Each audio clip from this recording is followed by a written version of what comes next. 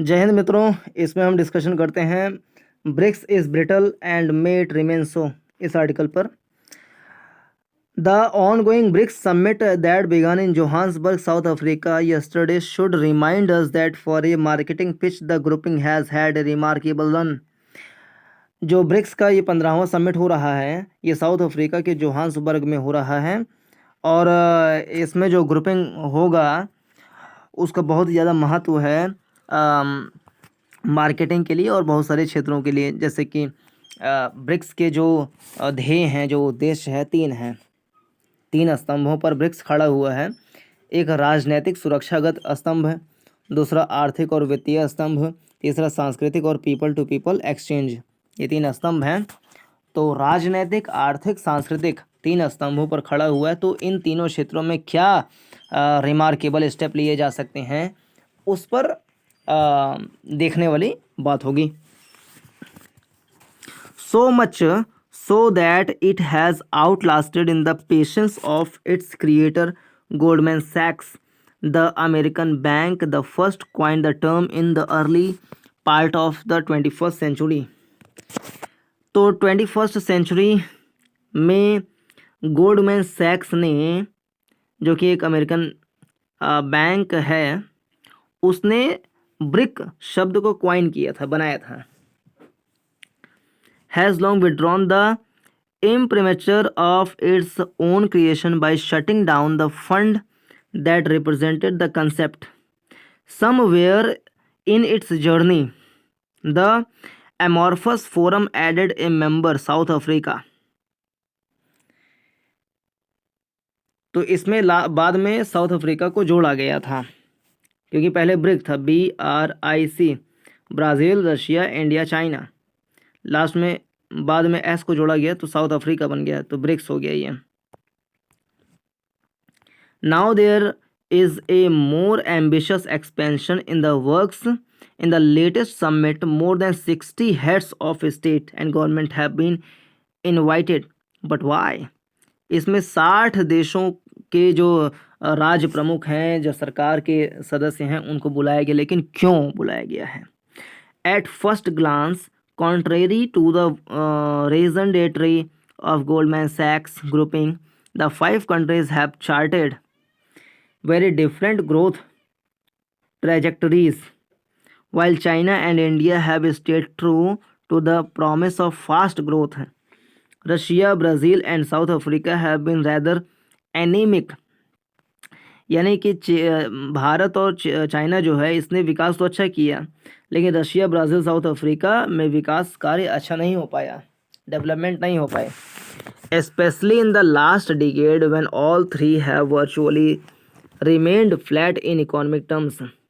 पिछले दशक में तीनों का जो आर्थिक स्थिति है लगभग एक समान था, परंतु इस दशक में, पिछले 5-6 सालों में या पिछले 10 साल में, एक दशक में इंडिया, चाइना की स्थिति काफ़ी सुधर गई, जबकि ये 3 की स्थिति इकोनॉमिकली अच्छी नहीं रही। The concept of A soft western hedge grouping is not new from the non aligned movement in the 1960s to G77 in the 1990s to the short-lived G15 in the 21st century, a platform for the global south developing countries has been of abiding interest, but interest is all there has been to it, as most key participants in these groupings have had larger politico-economic fish to fry with the US at various points in time. However, the recent weaponization of US-sponsored global commons, USD as a global reserve currency, SWIFT as the global medium of monetary flows, free and open trade across oceans, has triggered an anxiousness. No wonder BRICS has emerged as a new forum to evaluate for the Western hedge. But BRIC has struggled to graduate beyond being a talk shop. The Shanghai-based New Development Bank, Shanghai-based, colloquially also called brick bank. The only material output of the forum to date is floundering with a rounding off share in global development financing. Most of the other ideas range from the antediluvian to the quixotic. There is a lot of talk about a BRICS currency, but none of the five members is able to or willing to run an exchange rate monetary policy regime that even approximates the US. Not even China, whose own experiments with internationalization of currency via offshore yuan were less than a modest success. Further, the second largest member, India, will never acquiesce to a China led currency union. तो एक मुद्रा की बात चली तो वो भी सफल नहीं हो पा रहा है. Free trade Jones.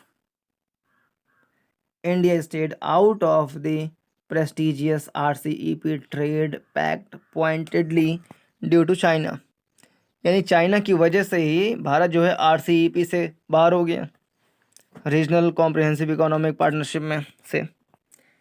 तो ये ब्रिक का जो फ्री ट्रेड जोन है ये कैसे बनेगा जब भारत RCEP से बाहर हो गया, क्योंकि चाइना वहाँ पर था.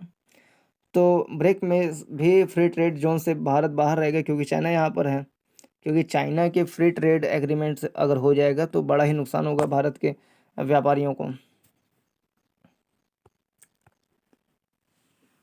Further, India analogous to the US is getting increasingly wary of trade deficits with and investments from China. Even a halfway their economic union or FDAs currently many bridges too far.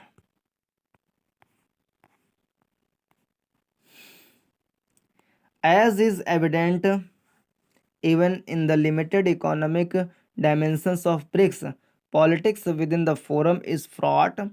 While Russia has moved closer to China in the last 2 years, the movement for India has been just the reverse. It is tough to develop politico economic congruence when the thousands of Indian and Chinese soldiers are standing eyeball to eyeball on LAC. यानी brick का जो चुनौती है, brick की एक चुनौती ये है कि भारत और चाइना जो है, जैसे तीन स्तंभ में से एक स्तंभ है राजनीतिक और सुरक्षागत. अब सुरक्षागत चुनौती ब्रिक के अंदर ही दो देशों के मध्य है. भारत चाइना LAC में आंखों में आंखें डाल के खड़े हुए हैं सालों से. तो ये आपस में ही तो लाखों सैनिक जब यहाँ पे लगे हुए हैं, तो ये ब्रिक में कैसे सुरक्षागत चुनौती को दूर कर सकेंगे, ये चुनौती है बड़ी. If anything, today there is a greater congruence of interests with the Western world than in grouping where China is an outsized soused participant. Issues of global commons, a third leg of potential cooperation in BRICS and its potential larger avatar, are also fraught with the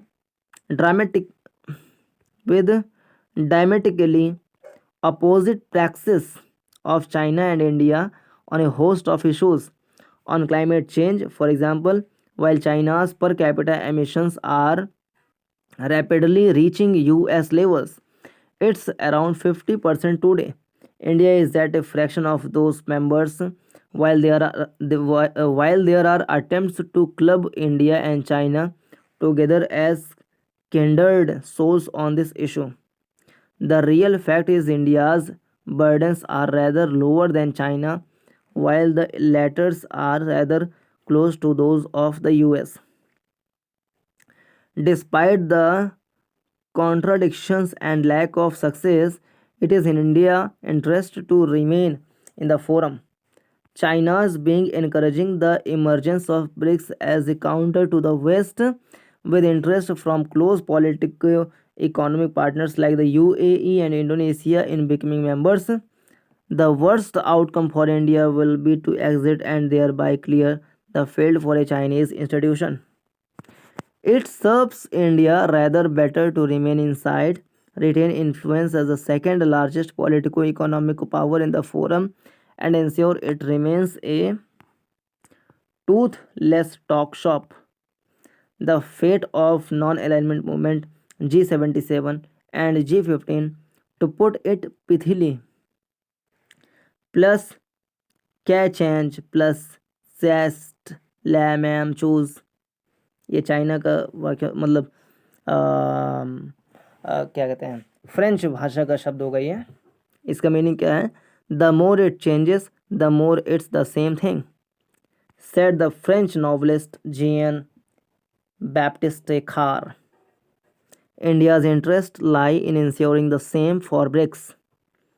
तो इस video में इतना ही, और कहीं BRICS से संबंधित article हो तो उसको पढ़ लें, नहीं है तो कुछ अन्य बातें हम पढ़ते हैं ब्रिक्स के बारे में। ब्रिक्स क्या है? तो गोल्डमैन सैक ने इस शब्द को 21वीं सदी में कॉइन किया था, बनाया था। तो गोल्डमैन सैक द्वारा अपनी रिपोर्ट में गढ़ी गई ये संकल्पना विश्व राजनीति में आज सबसे प्रभावशाली समूहों में से एक बन चुकी है। ब्रिक्स अर्थव्यवस्थाएं दुनिया की 41%, जो ब्रिक्स अर्थव्यवस्थाएं दुनिया की 41% आबादी का और 25% वैश्विक जीडीपी का, 41% आबादी का और 25% वैश्विक जीडीपी का निर्माण करती हैं। ये देश दक्षिण दक्षिण सहयोग साउथ साउथ कोऑपरेशन की लिए एक प्रभावशाली दबाव समूह के रूप में स्थापित हुए हैं। ब्रिक्स स्वयं को 3 स्तंभों पर केंद्रित मानता है। पहला है राजनैतिक सुरक्षागत स्तंभ। एशिया, अफ्रीका, लैटिन अमेरिका के ये 5 देश मिलकर क्षेत्रीय और वैश्विक राजनैतिक सुरक्षागत महत्वपूर्ण मुद्दों पर अपनी साझी सोच और रणनीति बनाने का प्रयत्न करते हैं। दूसरा है आर्थिक और वित्तीय स्तंभ। ये देश उत्तर दक्षिण विभेद को समाप्त करने और इस संबंध में सतत विकास लक्ष्यों की प्राप्ति में अपने अनुभवों और प्रयत्नों से संपूर्ण विकासशील जगत को लाभान्वित करने का प्रयत्न कर रहे हैं। तीसरा है सांस्कृतिक और people to people exchange. BRICS में भूमंडलीकरण के अनुरूप तीसरी दुनिया के देशों के बीच अंतरक्रिया को भी महत्वपूर्ण माना गया है। इसमें अकादमिक, खेलकूद, पर्यटन, व्यापारिक आदान प्रदान जैसे बिंदु शामिल हैं। ब्रिक्स की चुनौतियां क्या हैं? ब्रिक्स की सबसे बड़ी विशेषता यह मानी गई कि यह पहला वैश्विक स्तर पर प्रभावी राजनीतिक प्रयोग था जिसमें पश्चिमी जगत के किसी शक्तिशाली देश को शामिल नहीं किया गया और भारत, चीन जैसे संघर्षशील देश इसमें एक साथ जुड़े। इसी पृष्ठभूमि में ब्रिक्स के सामने आज सबसे बड़ी चुनौती है चीन, रूस और भारत का समूह के क्रियाकलाप को लेकर अलग अलग नजरिया रखना। रूस ब्रिक्स को प्रमुखतः राजनैतिक सुरक्षागत उद्देश्यों से देखता है। विशेषकर 2014 के बाद पश्चिमी देशों द्वारा उसे अलग थलग करके उसके विरुद्ध प्रतिबंधों की राजनीति चलाए जाने के परिणाम स्वरूप वो ब्रिक्स को अपनी पहचान के रूप में पश्चिम के सामने रखना चाहता है। चीन का ब्रिक्स को लेकर रुझान प्रमुखतः इस बात पर केंद्रित है कि वो इसके माध्यम से तीसरी दुनिया के नेतृत्वकर्ता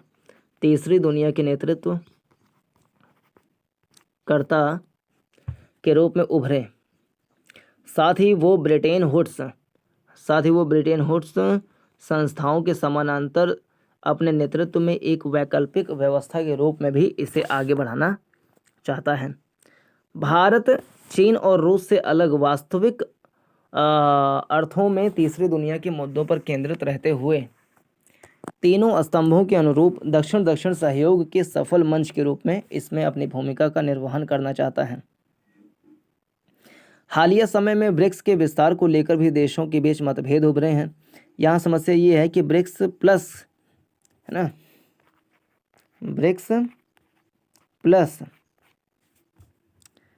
के लिए किन मार्गदर्शक सिद्धांतों का पालन हो, इस पर अंतिम सहमति नहीं बन पा रही है। अनौपचारिक चर्चाओं में साइवेट देशों का दावा विस्तार में सबसे प्रभावी माना जा रहा है।